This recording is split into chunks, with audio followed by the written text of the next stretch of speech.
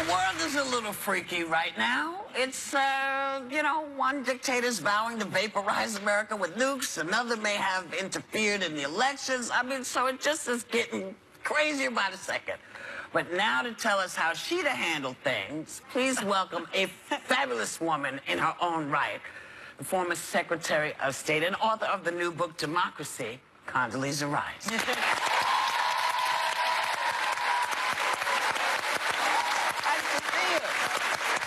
You know, we were talking about Sally Yates' testimony, and, you know, President Obama warned Trump about Michael Flynn. A whole lot of people warned about this man.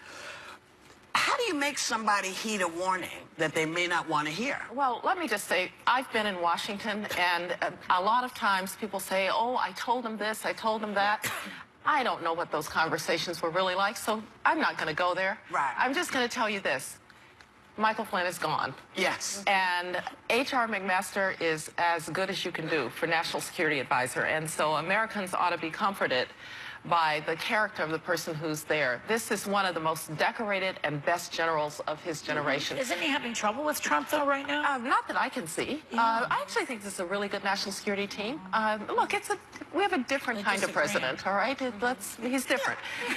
He'd never... That's a great way to put it. Very diplomatic. He had never been in government before.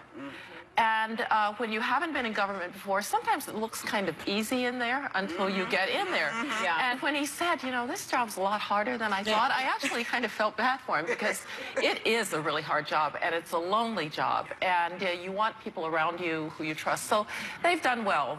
Rex Tillerson is a really good Secretary of State, and Jim Mattis is a great Secretary of Defense, and they've got some really tough problems, as you were just saying at the beginning. You know, when you're dealing with a North Korean leader who is, let's just say, reckless.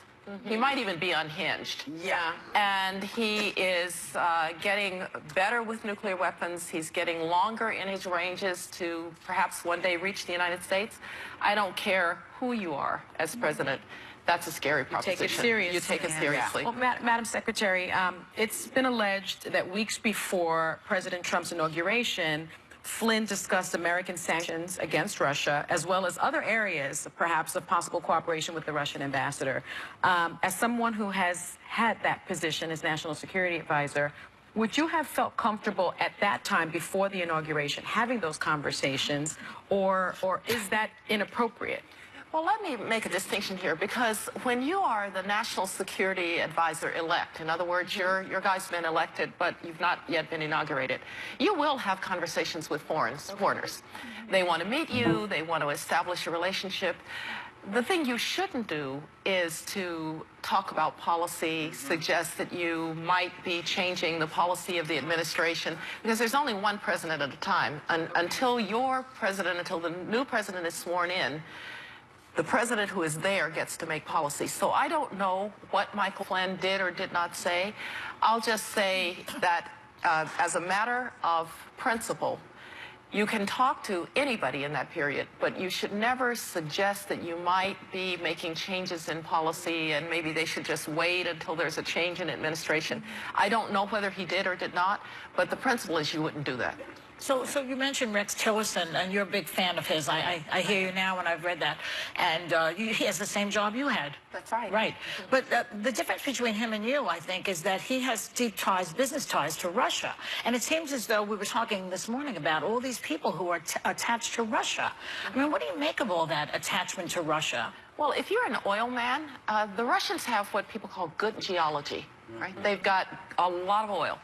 And if you're an oil CEO, of course, you're going to try to negotiate with Vladimir Putin to get rights to drill for that oil. That's what you're going to do. I think what you've seen, though, is that whatever Rex Tillerson's relationships may have been in Russia, he is acting on the basis of what the Russians are doing. He did something I'm not sure I would have had the nerve to do. He went to Moscow just before he's going to meet with Putin, and he says, well, the Russians were either incompetent or they were lying about the Syrian chemical weapons. I thought, wow, that's rough. I'm not sure I would have said that. So he's acting on our behalf. I get that about him, but what about the rest of them? The rest of them didn't work for Exxon. Well, just look at where relations are. with the Russians. Again, I think we ought to be looking into what ties were there. That makes perfectly good sense. But I also want to say something about Vladimir Putin and interfering in our elections.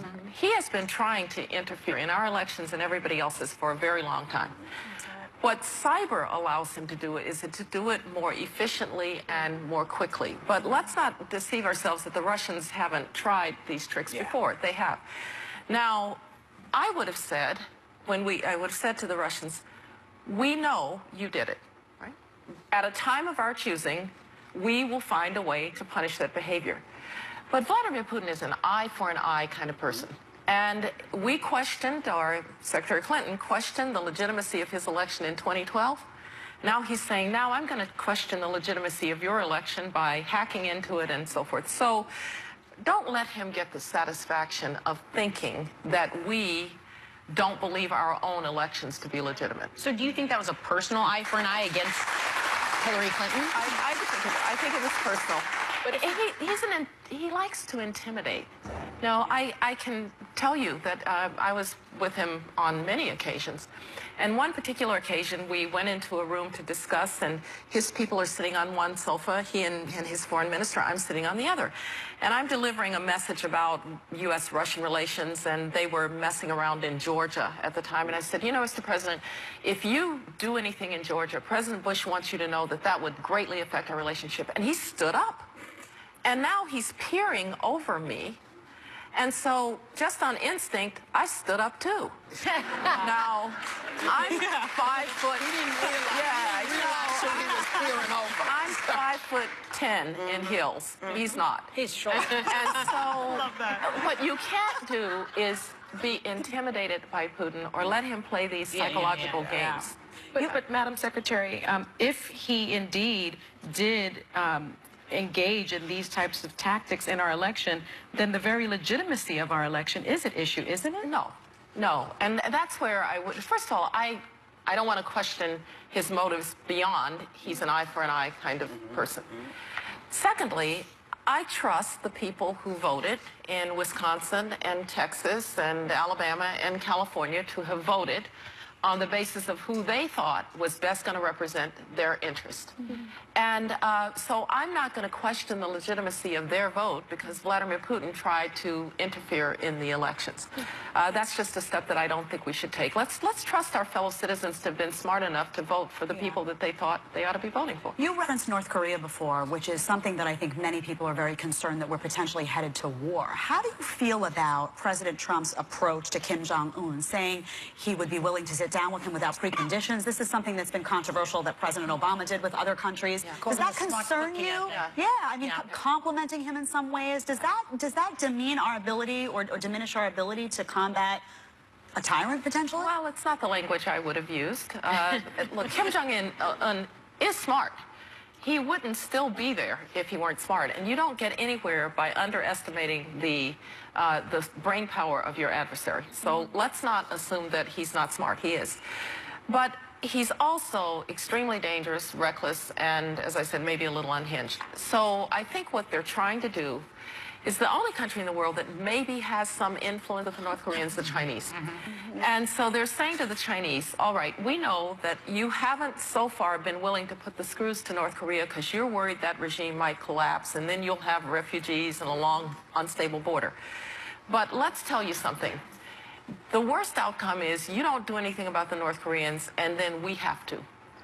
And no president can sit there and let the North Koreans get long-range missiles able to reach the United States. So do you find it interesting that the relationship between China and the new guy?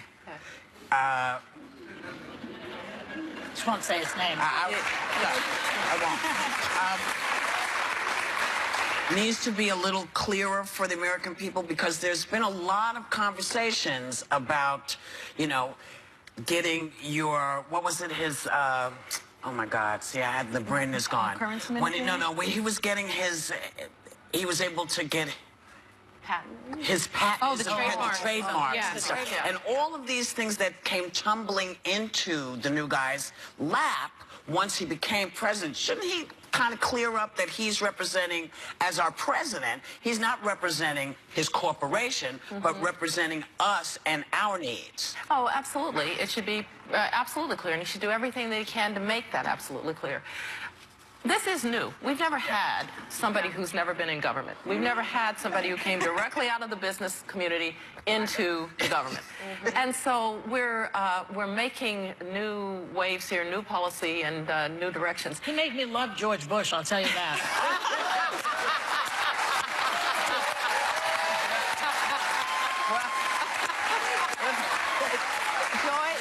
Joy, I've been here with you a couple times. I never thought I'd hear you say that.